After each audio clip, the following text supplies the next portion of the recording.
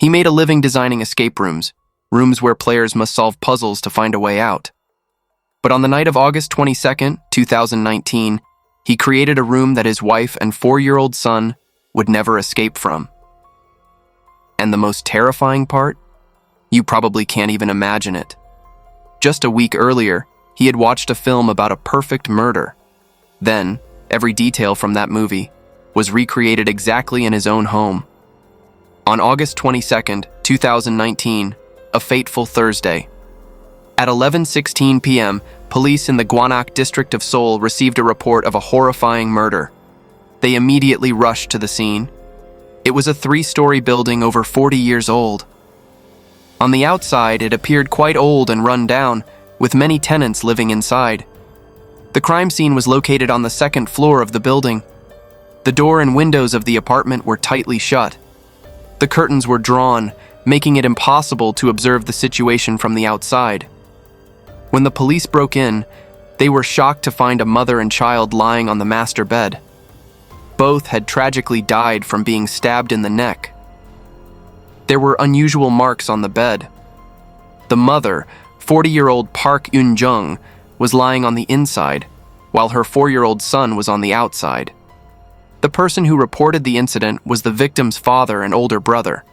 They told the police that Park Eun-jung worked in the publishing industry and had a modest income. She lived with her husband and son in the rented apartment. Normally, she kept regular contact with her family. Since they hadn't been able to reach her all day, both the father and brother became worried. Around 10:30 p.m., they went to her husband's workplace, where Jo Young-hak, her husband, owned a pottery workshop and an escape room studio. This form of entertainment involved players solving puzzles to escape from a locked room. The father and brother arrived there to inquire about her whereabouts. When meeting with his father-in-law, Jo Young-hak said he had been busy with work all day and had no idea where his wife was. He also mentioned that he had sent 3 messages to his wife, but had received no replies. Seeing the situation, the father and brother decided to go directly to the apartment to check. When they arrived, they knocked on the door, but no one answered. Since they didn't have the door password, they couldn't get in. So, at 11:09 p.m., they called Jo Young-hak again to ask for the password to open the door. After entering the apartment, they discovered the horrifying truth. The victim's father immediately called Jo Young-hak back and said, "Eun-jung is gone." Jo Young-hak didn't ask anything further. Instead, he sent a message to his wife saying, "Where are you? Dad says you're not home." Immediately after, the father called the police. It wasn't until 12:23 a.m. the next morning that the police called Jo Young-hak and asked him to return home, and he hurriedly left the studio.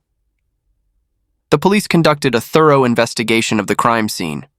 The apartment showed no signs of forced entry, nor were there any signs of a struggle. All valuable items were intact with nothing missing. This suggested that the killer didn't act with a financial motive. Both victims were wearing pajamas. The initial assumption was that they met their fate while sleeping. The house was very clean, and all the items were neatly arranged. The only abnormality was on the bed in the master bedroom. At the scene, the police found no fingerprints, biological traces like blood, hair, bodily fluids, or any other direct evidence of a suspect. Upon investigation, forensic experts concluded that both victims had died. There were no signs of defensive wounds on their bodies. No alcohol or sedatives were found in their system. Based on what was found in their stomachs, the time of death was estimated to be within 6 hours of their dinner. According to family statements, they usually ate dinner around 7 p.m. Therefore, the estimated time of death was between 7 p.m. and 1 a.m. the following morning. Immediately after the incident, the police began investigating the victim's social relationships and daily activities. Park Eun-jung's message history on her phone revealed that she maintained close contact with her friends. Their relationships were very good. She even openly shared conflicts with her husband with her friends. Her friends also told the police that she was a very approachable person, not the type to hold grudges or cause trouble with anyone. Park Eun-jung lived in an old neighborhood. She had never invited her friends to her home. Even her immediate family had only visited her home for the first time after the incident occurred. That afternoon, Park Yoon-jung visited her sister's house. Around 4 p.m., she brought some pasta and chicken soup her sister made before going to pick up her son from kindergarten. At 4:28 p.m., she returned home. According to the autopsy results, the contents of the victim's stomachs were consistent with the food her sister had prepared. After returning home, Park Yoon-jung continued to chat with her friends on social media. At 8:40 p.m., she responded to a message from a colleague. After 8:49 p.m., she stopped replying to any messages. During the investigation, neighbors stated they hadn't heard any unusual sounds during the time of the incident. However, they had seen a suspicious car parked outside the building, which was gone by the next morning. Normally, the neighbors would occasionally see this car, but what was odd was that the car's dashboard camera, which had previously been illuminated, was not on that night. The police extracted footage from nearby surveillance cameras, which also captured the car's license plate. Upon checking, it turned out to be the car of the victim's husband, Jo Young-hak. At 8:56 p.m., he drove back home. A few hours later, at 1:35 a.m., he left the house. The time he was at home perfectly matched the estimated time frame of the crime, according to the police. The surveillance cameras also showed that during this time, only Jo Young-hak entered and exited the apartment with no other suspicious individuals.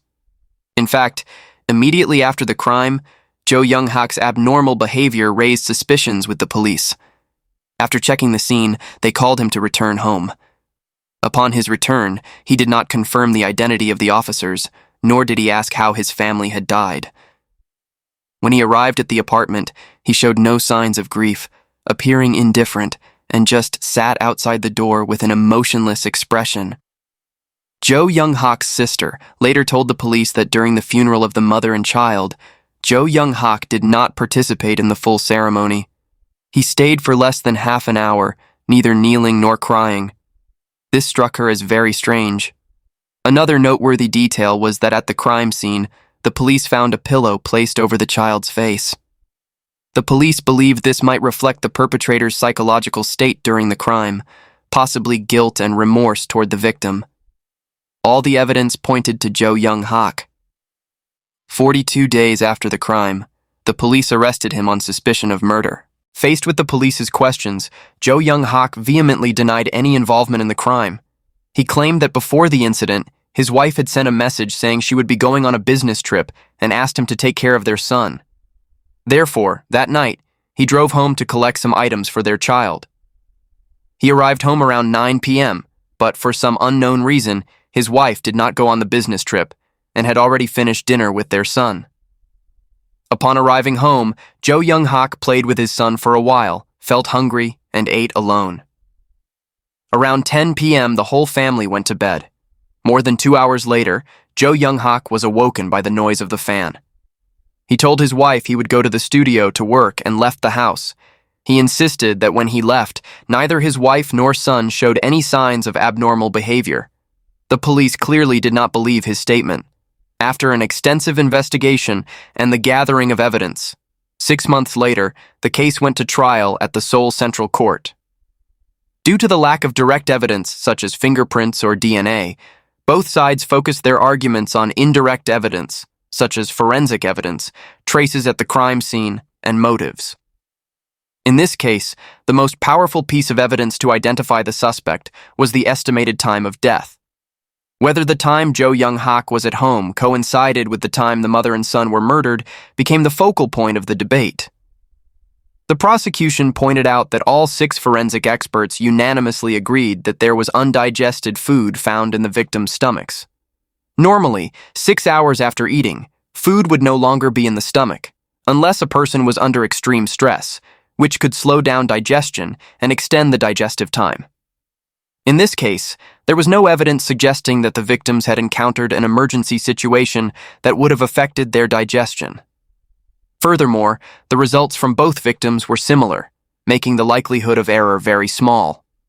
Therefore, the experts concluded that the time of death of the 2 victims was within 6 hours after their last meal. The accuracy of this conclusion could be as high as 95%. Footage from nearby surveillance cameras showed Jo Young-hak at home from 8:56 p.m. until 1:35 a.m. the following morning. Combined with the forensic results, the time of the victim's last meal became a crucial factor and could be divided into two possible scenarios. Scenario 1. The victim's last meal was before 7:30 p.m. In this case, the time of the mother and son's murder would be between 7:30 p.m. and 1:30 a.m. the following morning. This time frame aligns perfectly with the time Jo Young-hak was at home. Park Yoon-jung's sister and many others also testified that the victim's dinner was usually between 6 p.m. and 7 p.m. Additionally, at 5:41 p.m. that same day, Park Yoon-jung had texted her friends saying, "My sister made pasta and chicken soup for me." Scenario 2. The victim's last meal was between 7:30 p.m. and 9 p.m.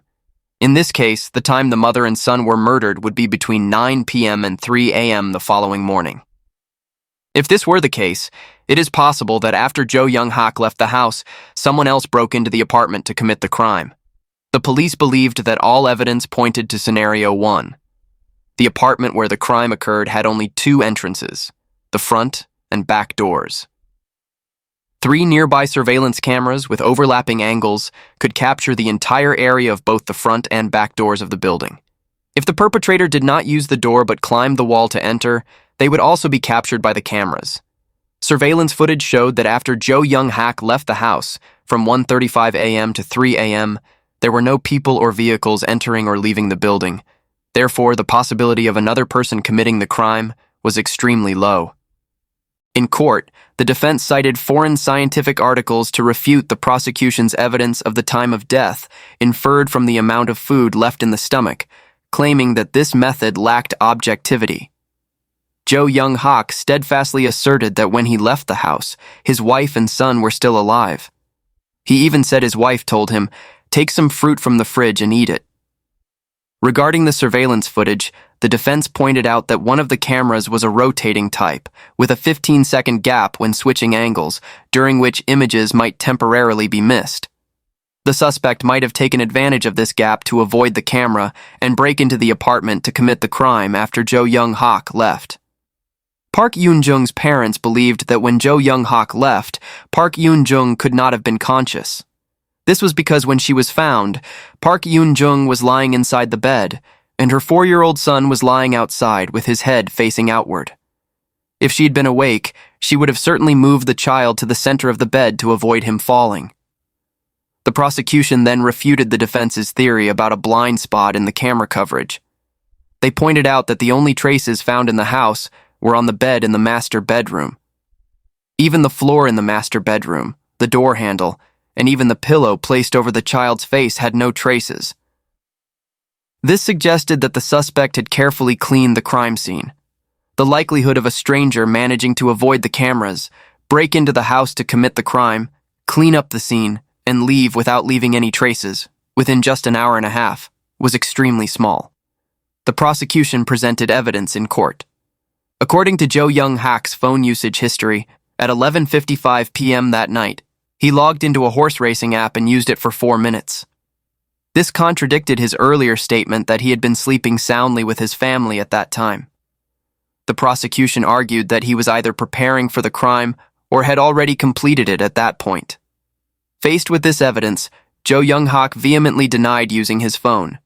He suggested that his wife may have woken up and used his phone, or he claimed he had a sleepwalking disorder, meaning he had no recollection of any activity while asleep. However, in reality, Jo Young-hak's phone was locked with a pattern, which his wife did not know how to unlock. More importantly, not long before the incident, Jo Young-hak had developed a gambling addiction, particularly to horse racing.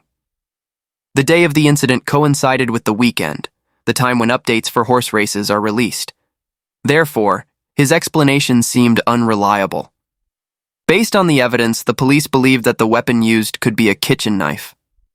Park Yoon-jung's mother recalled that 8 years ago, when she traveled to Spain, she bought a set of 6 knives.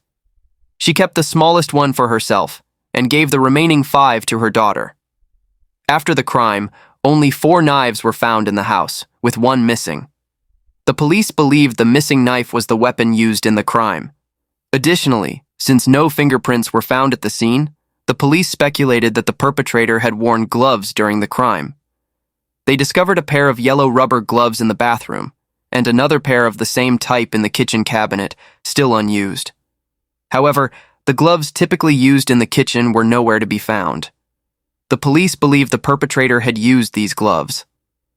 Through surveillance footage near Joe Young-hak's studio, it was found that he had pulled a bag back with him in the early morning hours. It was reasonable to deduce that he may have hidden the knife and rubber gloves in the bag.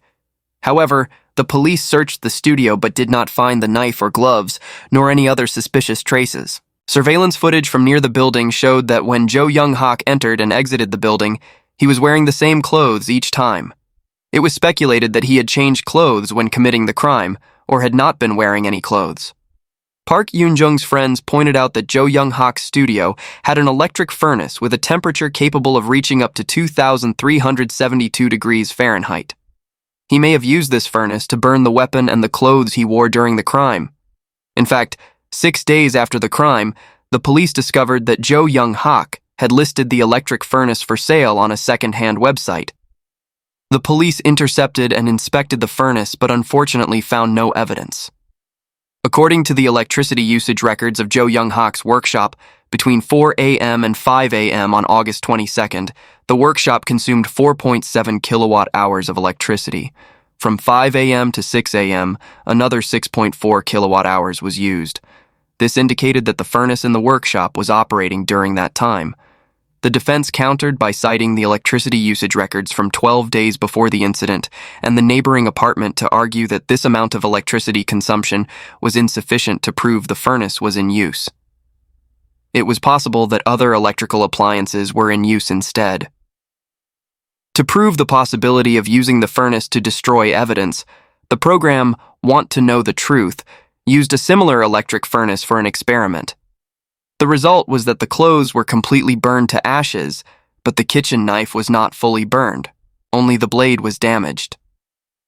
The kitchen knife and rubber gloves that went missing from Park Yoon-jung's house have still not been found.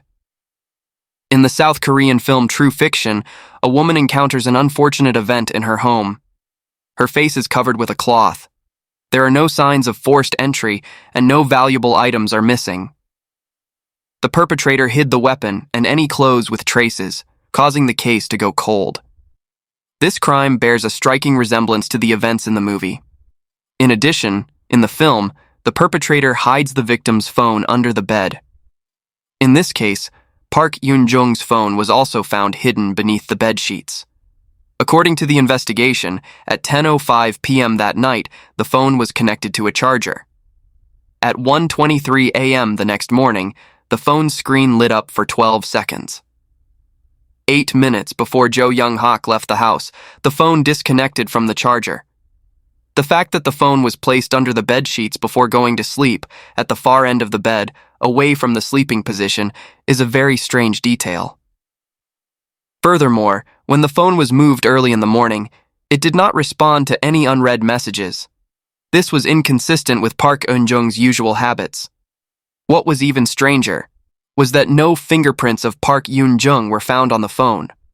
The prosecution suggested that Joe Young-hak, before leaving the house, had unplugged the charger and hidden the phone to prevent the alarm and ringtone from being heard, thereby reducing the chances of being discovered.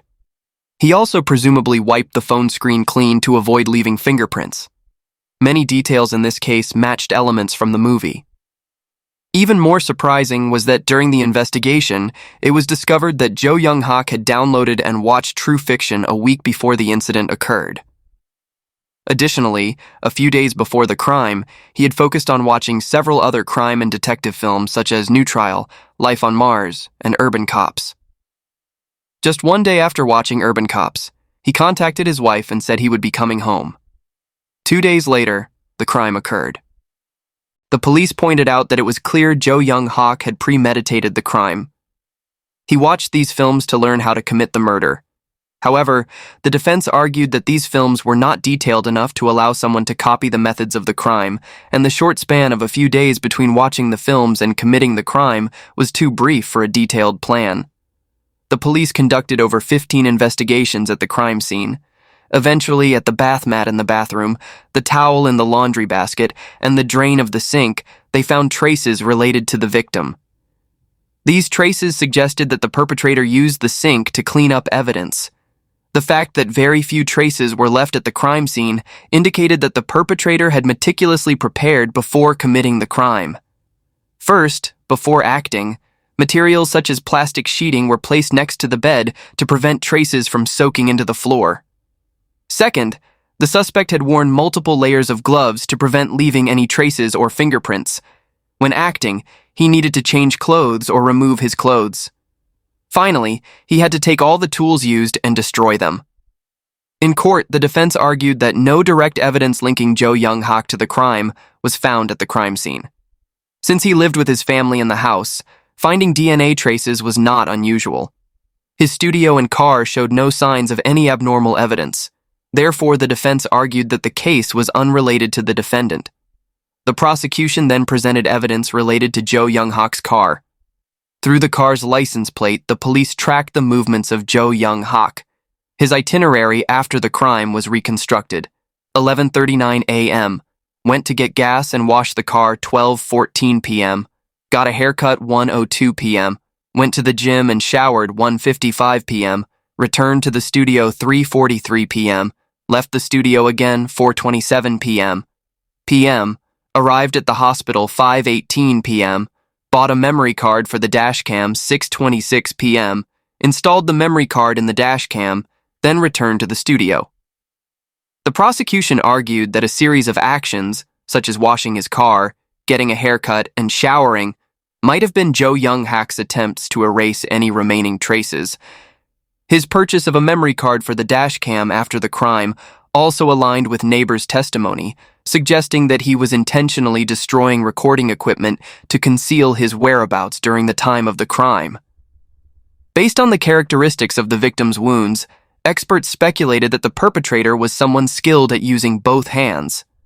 While Jo Young-hak is naturally left-handed, he had been trained to use both hands from a young age. He had even posted several videos of himself working with pottery on his YouTube channel.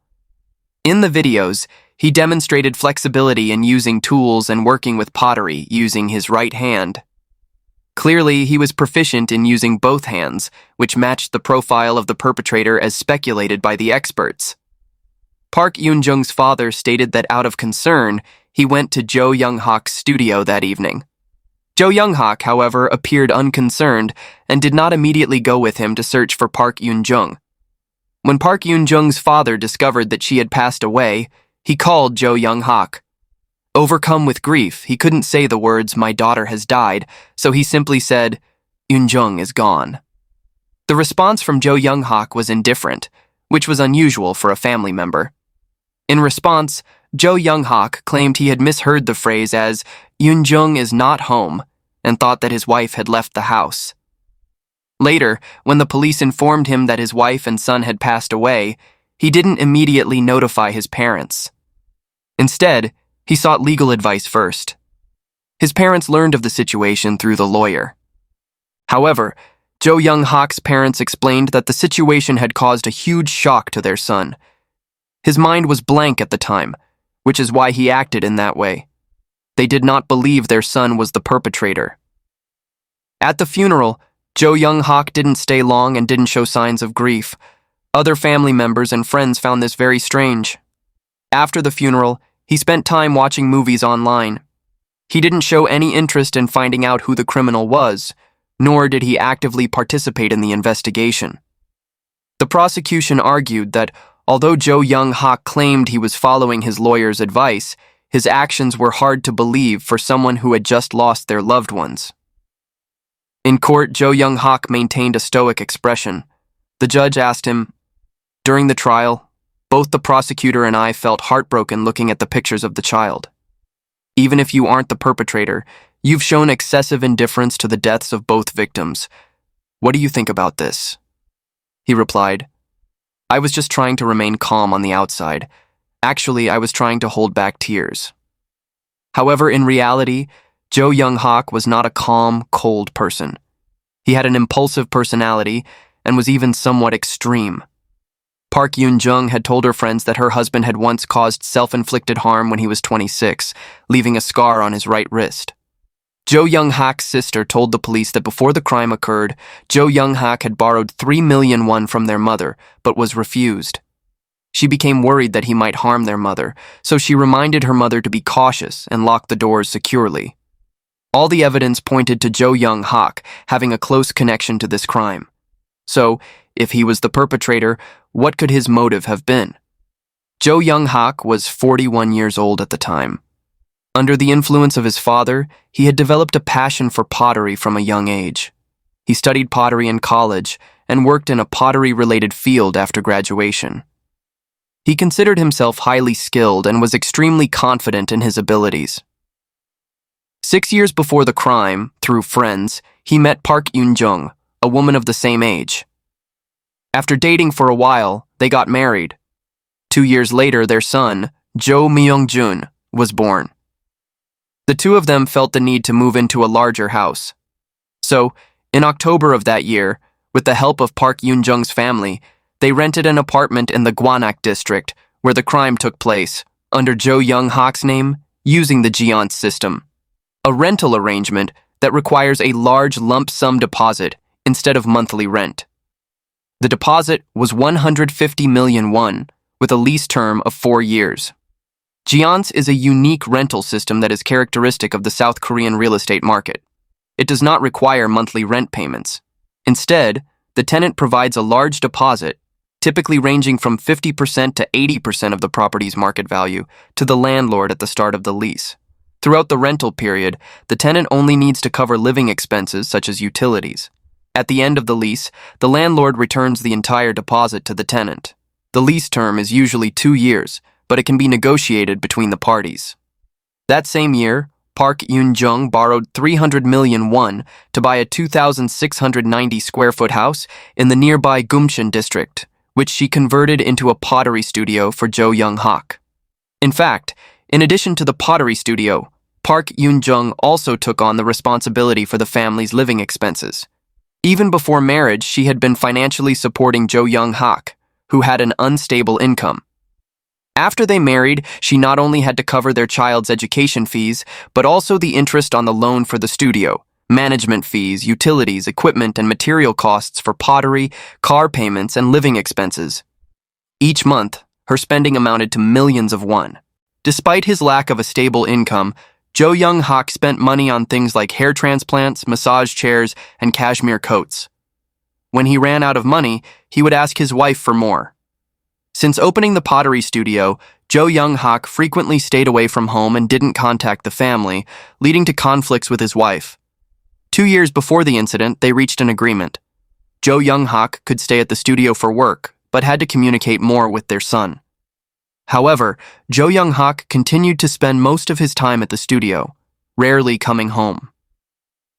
10 months before the incident, Park Yoon-jung could no longer bear the enormous financial pressure alone, and life became strained.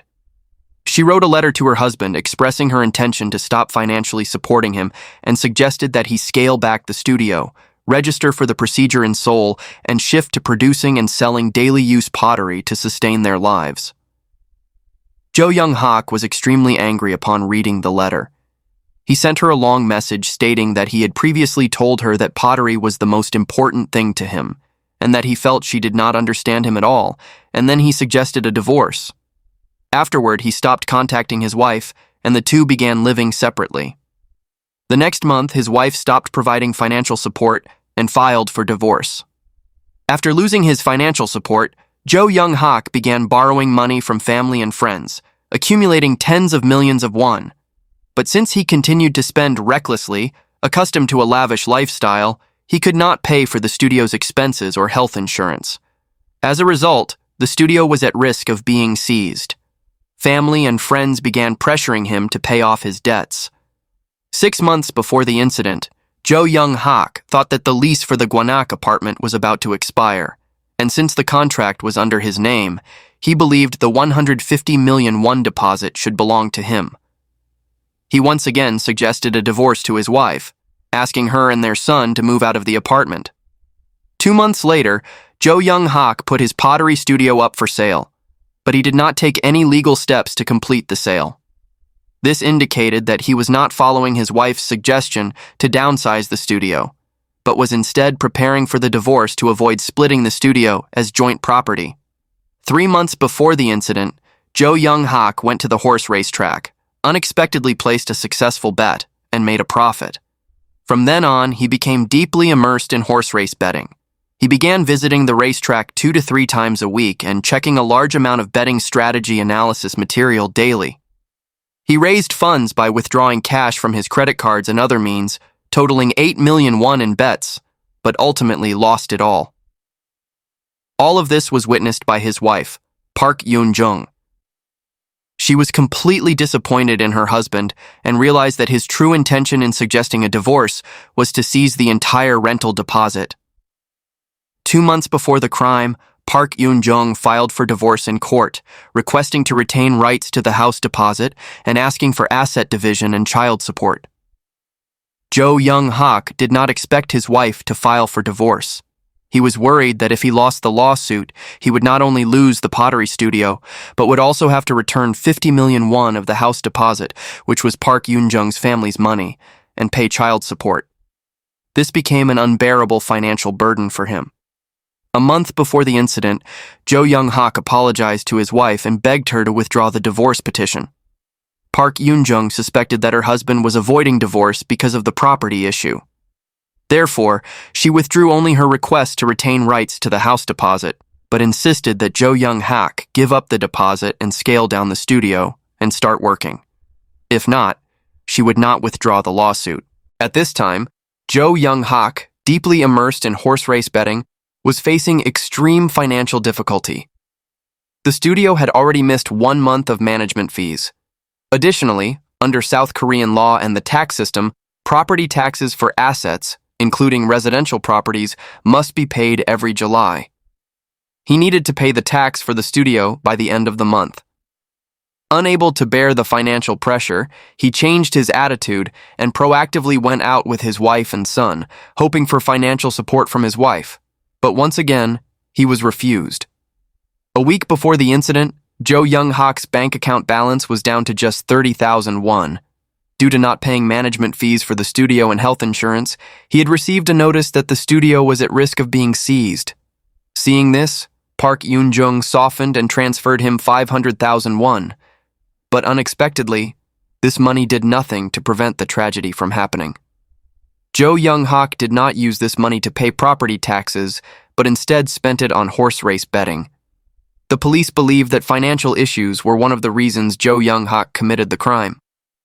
They found that he had logged into an insurance website to check the life insurance amount for his wife, seeing if he was the beneficiary. It was found that Park Yoon-jung had 5 accident insurance policies in total.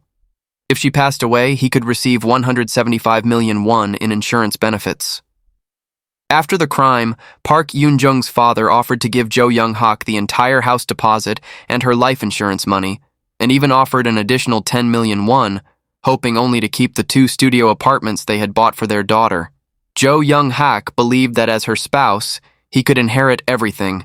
Under South Korean law, after a wife's death, her estate is divided between the spouse and direct family members, with the spouse receiving 1.5 times the share of direct relatives. He then requested the landlord to release 50 million won of the deposit in advance.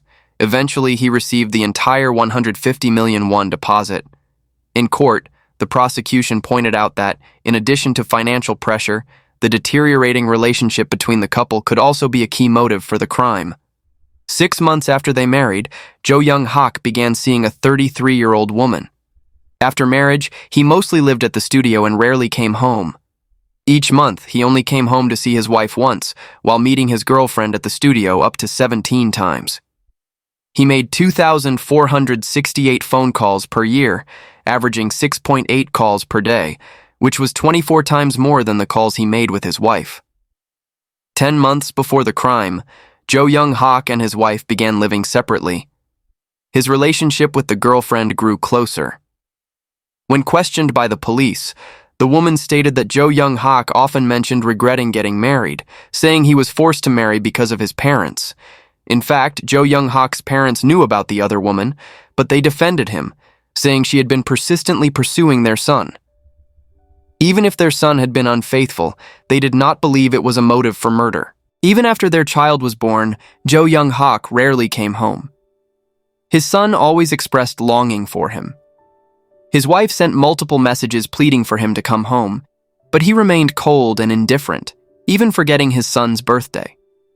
Jo Young-hak had also suspected his wife of having an inappropriate relationship with someone else. The prosecution argued that Jo Young-hak's suspicions about his family were also one of the factors that led to his resentment. This case went through a long judicial process. In the end, the court reviewed all the evidence and declared the defendant, Jo Young-hak, guilty of murder, sentencing him to life in prison. Jo Young-hak was dissatisfied with the verdict and filed an appeal.